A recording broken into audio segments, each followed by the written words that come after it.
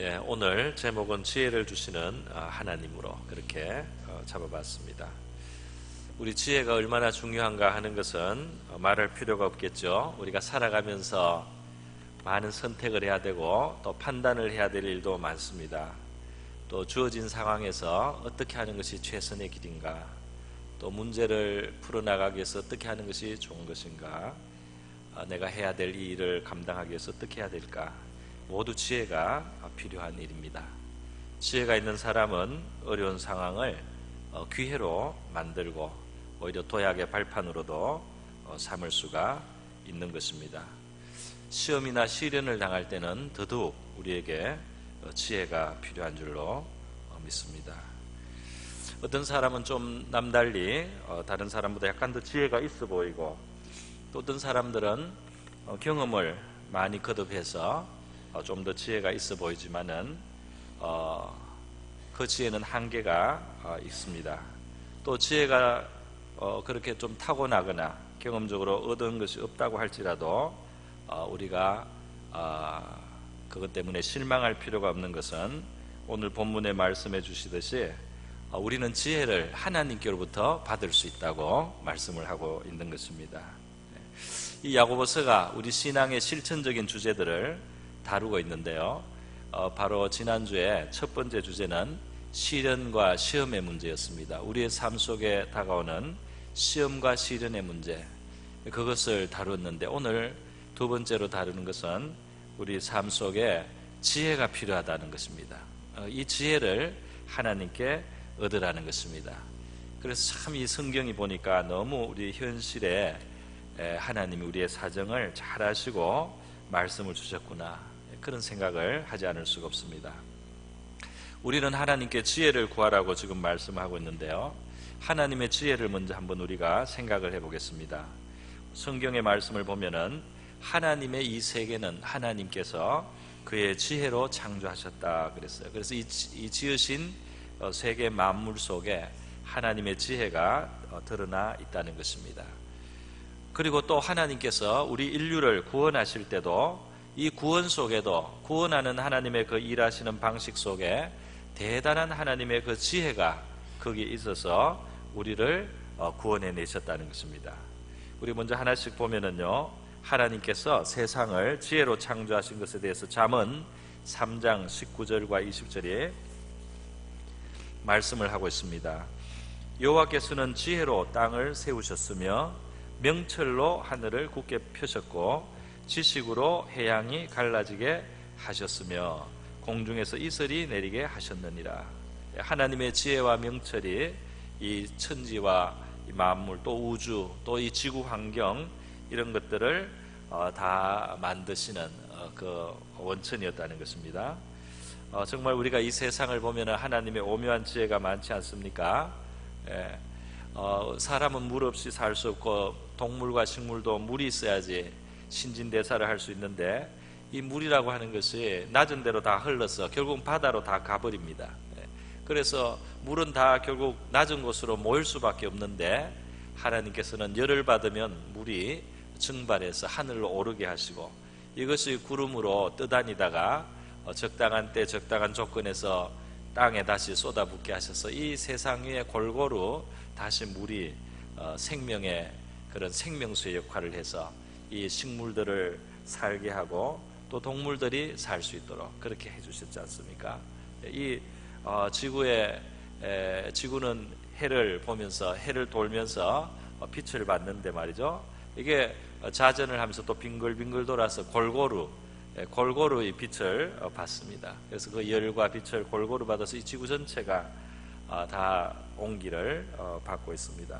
또 달이 지구를 돌면서 바닷물을 당겼다가 놓았다가 당겼다가 놓았다가 이렇게 하면서요, 바다의 물결이 출렁이게 되고, 그리고 또 땅과 바다에 그 받는 햇볕의 양이 그 역할이 다르기 때문에 이 온도의 차이가 생기고, 그래서 이 바람이 한쪽으로 이쪽으로 불었다가 또 밤에는 저쪽으로 불었다가 이렇게 하면서 이 공기가 순환을 하도록 그렇게 하나님이 섭리를 하셨어요. 식물과 동물들은 서로 하나는 산소를 뿜어주고 하나는 이산화탄소를 뿜어주고, 이렇게 하면서 서로 교류를 하고 사실은 공생을 하도록 그렇게 만들어져 있습니다.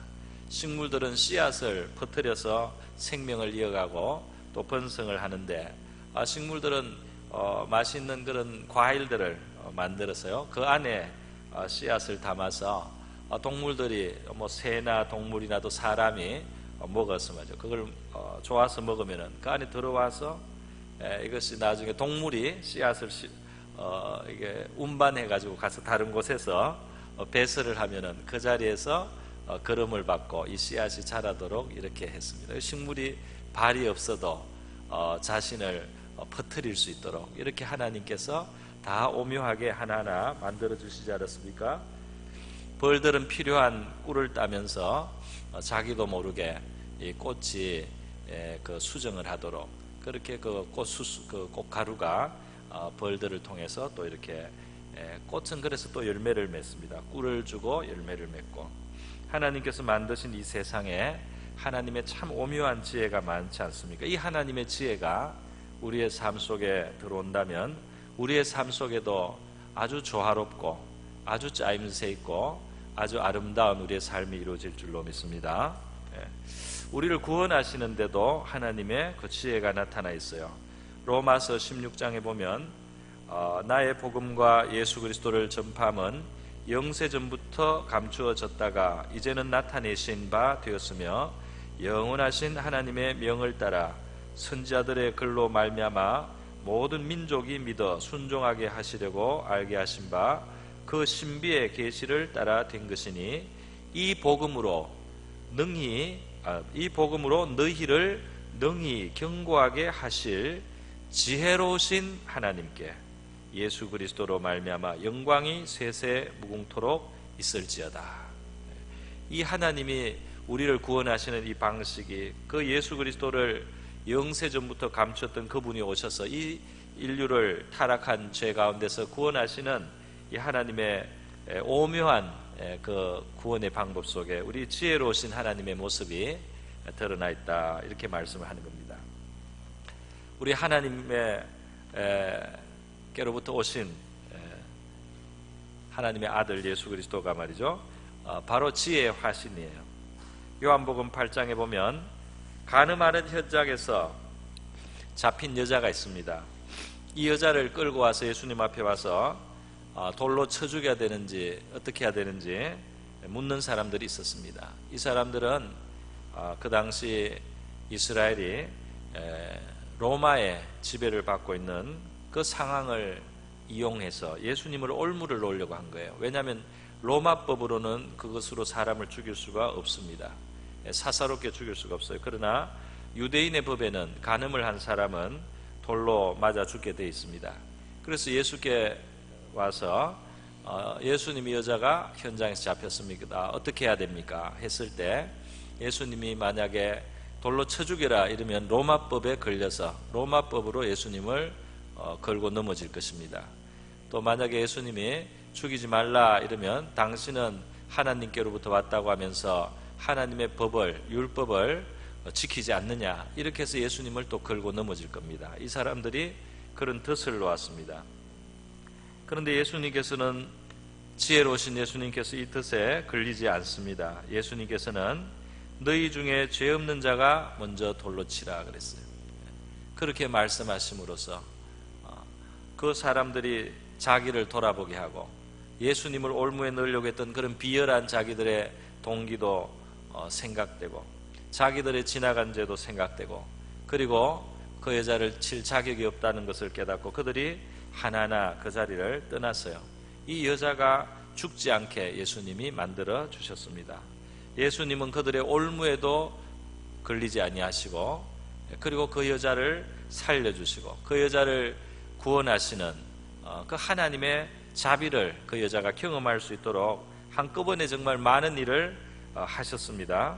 바로 지혜의 화신이라고 할 수 있습니다. 바로 이 예수님을 우리가 모시면 우리의 삶 속에 지혜가 있게 될 줄 믿습니다.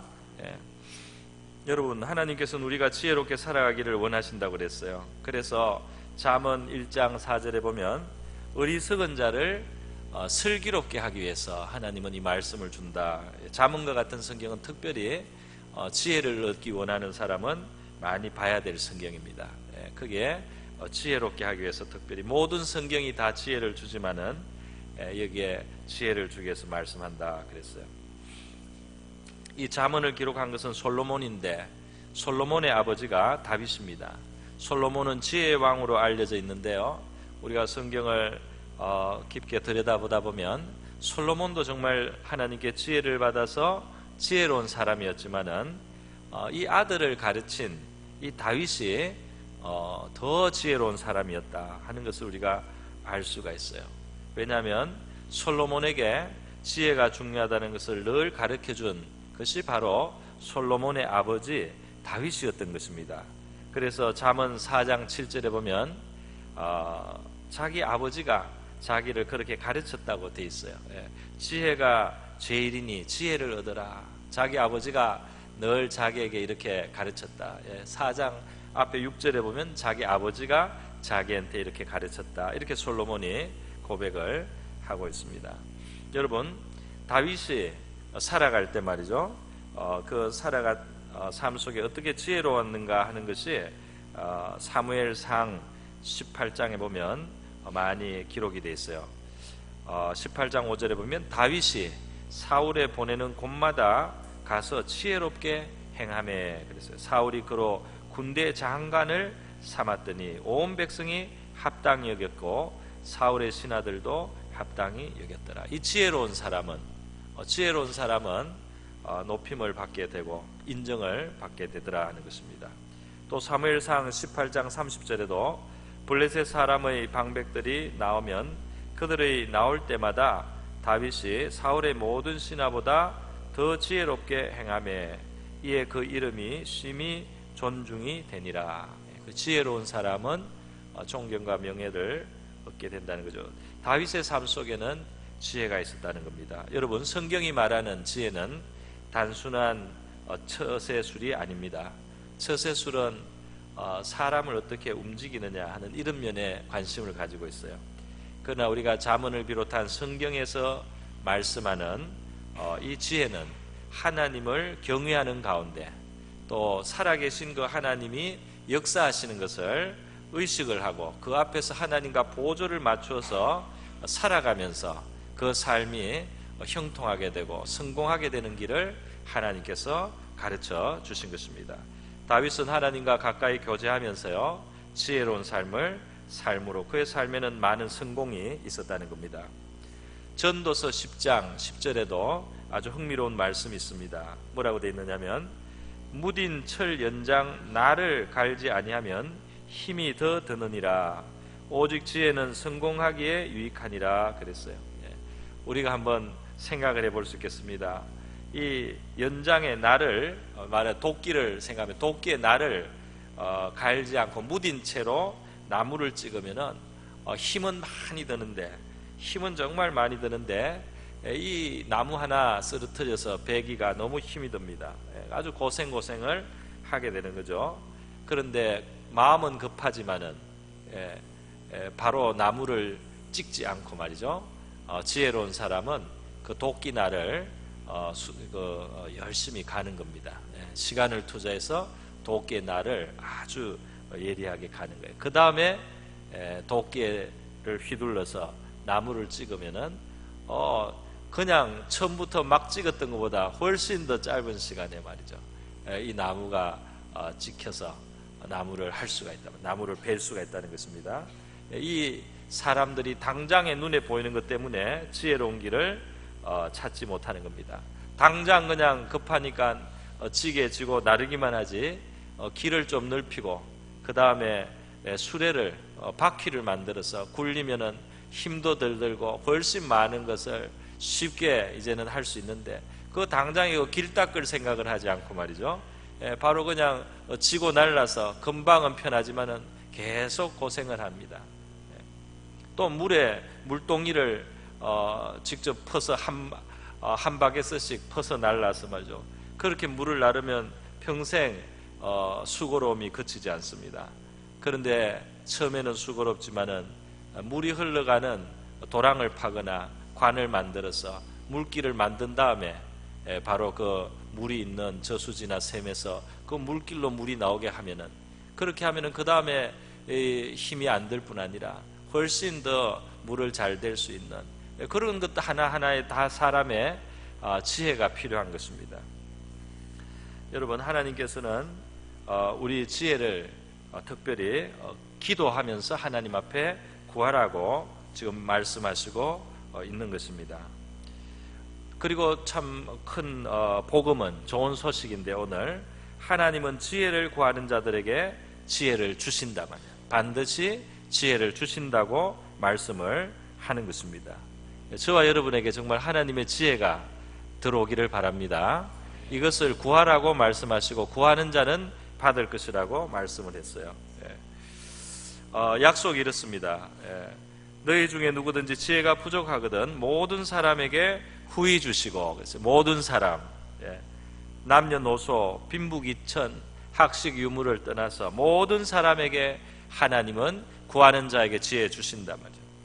그리고 후히 주신다고 말씀했습니다. 그리고 꾸짖지 않는다고 말씀을 하셨어요. 우리 사람 사이에서는 구하고 얻는 데 있어서 한계가 없지 않습니다. 왜냐하면 주면은 준 사람은 자기께 줄어들고요. 물건은 줄어들 수밖에 없습니다. 지식이나 기술을 주는 것도 한계가 있어요. 주면은 그 사람이 능력을 갖게 되면 자기 할 수 있는 범위가 좁아져요. 그래서 이 지식이나 기술을 주는 것도 한계가 좀 있습니다. 그러나 하나님은 그런 거 없습니다. 하나님은 얼마든지 지혜를 구하면은 지혜를 후히 주시기를 기뻐하십니다. 또 꾸짖지 않는다고 말씀했습니다. 이 꾸짖는다는 말은 불쾌하게 여긴다, 또 거부한다는 뜻이 있어요. 그러니까 하나님은 우리가 지혜를 구할 때 하나님은 절대로 불쾌하게 여기지 않고 거부하시지 않는다는 겁니다. 하나님께 내가 지혜를 이렇게 구하고 이렇게 중요한 것을 구하면 하나님께서 뻔뻔하다고 하지 않을까, 하나님께서 욕심이 많다고 하지 않을까, 하나님이 화내지 않겠나, 이런 염려와 두려움을 가질 필요가 조금도 없다는 것입니다. 그렇게 하나님 앞에 지혜를 구하라고 하면서, 그렇게 하나님의 구하신 모습을 우리에게 보여주면서요, 이 지혜 주실 것에 대해서 믿으라는 믿음의 요구를 하고 있습니다. 그렇지 않습니까? 오직 믿음으로 구하고 조금도 의심하지 말라. 의심하는 자는 마치 바람에 밀려 요동하는 바다 물길 같으니, 그랬어요. 믿음으로 구하라 말이죠. 예수님께서도 마태복음에 보면 구하라 그러면 너희에게 주실 것이요, 찾으라 그러면 찾을 것이요, 문을 두드리라 그러면 너희에게 열릴 것이니, 그랬어요. 우리가 지혜를 하나님 앞에 구하고 지혜를 찾고 지혜의 문을 두드려서 우리 주님께로부터 지혜를 얻고 지혜를 발견하고 지혜의 문이 열릴 수 있기를 축원합니다. 그래서 우리의 삶이 성공적이 되기를 바랍니다. 여러분, 이 세상의 지혜하고 비교할 수 없는 초월적인 하나님의 지혜가 온다면은 우리 보기에는 해결할 수 없는 문제도 해결이 있지 않겠습니까? 하나님의 지혜는 세상의 지혜보다 초월적이고 높지 않겠습니까? 생각하지 않은 곳에 하나님의 해결이 있고 하나님의 방법이 있을 줄 믿습니다. 우리는 사람들에게서 조언을 구하기도 하고 사람들의 지혜로운 그런 상담을 받기도 하고 이렇게 해야 되지만은 그런 것도 우리에게 유익을 주지만 항상 겸손하게 하나님께 지혜를 받아야 된다는 것을 우리가 기억하고 하나님 앞에 구해야 되겠습니다. 성경에 보니까요, 지혜와 관련해서 사람이 조심해야 될 것이 있다는 겁니다. 그것이 뭐냐 하면은 스스로 지혜롭다고 여길 때 이게 문제라 그런 것입니다. 하나님은 스스로 지혜롭게 여기는 사람은 어리석은 사람이다, 그렇게 말씀을 하고 있어요. 너는 마음을 다하여 여호와를 의뢰하고 내 명철을 의지하지 말라. 이전에 주신 명철이 좀 있어서 잘한 일이 있을지라도 그거 믿고 자신하지 말고 하나님을 의뢰하라는 것입니다. 스스로 지혜롭게 여기지 말지어다. 여호와를 경외하며 악을 떠날지어다. 스스로 지혜롭게 여기는 자는 어리석은 자라고 잠언은 말씀을 하고 있어요. 또 성경에 보면은 성공한 사람이 위험에 대해서도 말하고 있습니다. 성공을 했습니다. 아주 어려운 처지에 있다가 자수성가를 하고, 그래서 아주 많은 것을 얻고 높은 지혜에 오른 사람인데, 이 사람이 제일 나중에 지혜가 없는 사람이 된다 그랬어요. 왜 그러냐면 다른 사람의 말도 듣지 않고 지혜가 필요하다는 것을 깨닫지도 못하고 자기가 다 유능하고 지혜롭다고 생각해서 이제까지 성공했다고 믿기 때문에 이 사람이 제일 나중에 지혜 없는 사람이 될 수 있다. 성경이 이렇게 말씀하고 있습니다. 그렇기 때문에 여러분, 우리는 과거에 하나님께로부터 어떤 지혜를 받아서 우리가 혹시 성공이 있었는지는 몰라도 늘 나에게는 하나님이 주시는 명철과 지혜가 필요하다는 것을 우리가 알고 그 지혜와 명철을 구하는 저와 여러분이 될 수 있기를 바랍니다. 반드시 주신다고 말씀을 했습니다. 그 제일 진정한 참지혜는 늘 하나님의 지혜를 새롭게 하나님 앞에 구하면서 하나님이 새롭게 주실 그 지혜를 바라고 구하는 자가 가장 지혜로운 자인 줄 믿습니다. 그리고 이 약속의 말씀을 믿고 나가야 되겠습니다. 의심치 말라 그랬어요. 의심하고 하나님께서 그 주시겠다고 약속을 했는데 그 약속의 말씀을 믿지 않고 의심하는 자는 바람에 밀려 요동하는 바닷물길 같다. 그래서 하나님 앞에 얻기를 기대할 수 없다, 이렇게 말씀을 하고 있어요. 베드로가 주님의 말씀에 의지했더니 바다를 건넌 놀라운 일이 일어났습니다. 주님께서 오라는 말씀을 하니까 그 말씀을 의지하니까 바다 위든지 뭐든지 그냥 걸어갈 수가 있는 놀라운 일이 일어났어요. 그러나 베드로가 바람과 파도를 보고 마음에 두려움을 갖고 그 약속을 의심을 했습니다. 의심을 할 때 베드로의 몸이 물속으로 가라앉기 시작했다고 성경이 기록을 하고 있어요. 그리고 이 의심이 하나님 앞에 믿음으로 구하는 것에 큰 해가 된다는 것을 말씀을 하고 있습니다. 왜? 눈에 보이는 것을 의지하니까 말이죠. 환경을 쳐다보고 있으니까 주님을 쳐다보고 주님이 주신 그 말씀의 약속을 의지하고 나가면은 주님의 놀라운 능력이 역사할 텐데, 그 주님께 주목하지 않고 주님께 주목하는 대신에 환경을 들여다보고 그 감각을 의지하니까 믿음을 유지할 수가 없게 되더라는 것입니다. 제가 최근에 나온 가장 그 최신 우주 물리학, 이 천체와 우주를 연구하는 그 학자의 강의를 한번 들어봤어요.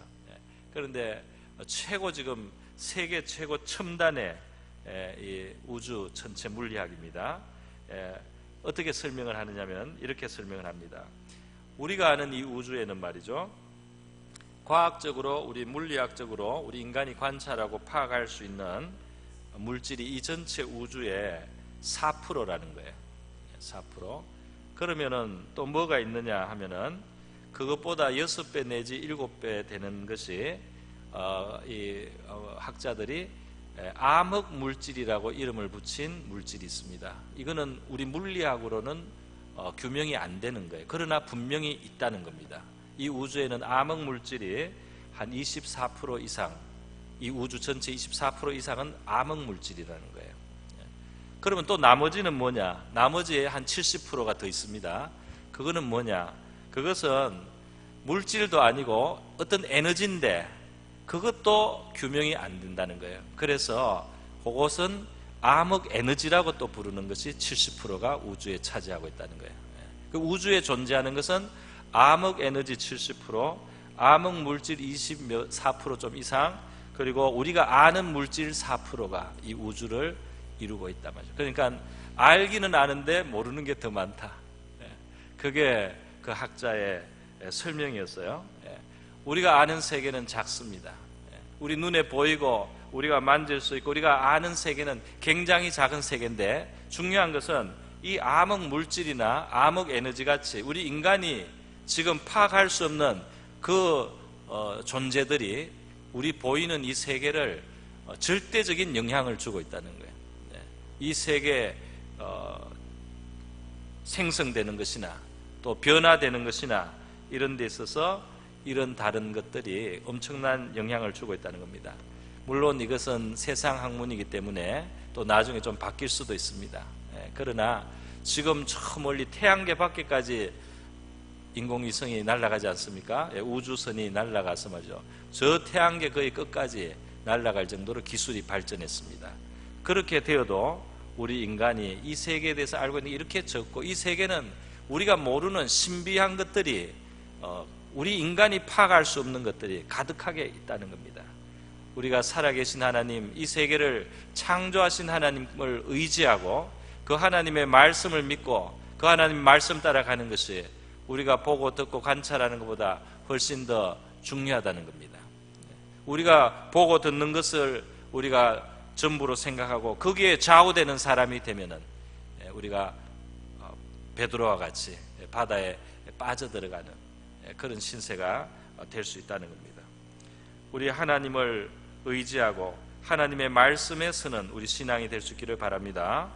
로마서 10장 17절에 믿음은 그리스도의 말씀에서, 들음에서 나고 들음은 그리스도의 말씀에서 말미암는다. 어떻게 하면 믿음을 가집니까? 하나님의 말씀을 듣고 그 말씀이 우리 안에 거하도록, 그 말씀 우리 마음속에 새기고 그 말씀을 곰곰이 생각해 보라는 거예요. 오늘 예를 들면 이 말씀이 지금 누구든지 지혜가 부족하거든 모든 사람에게 후히 주시고 꾸짖지 아니하시는 하나님께 구하라, 그리하면 주시리라.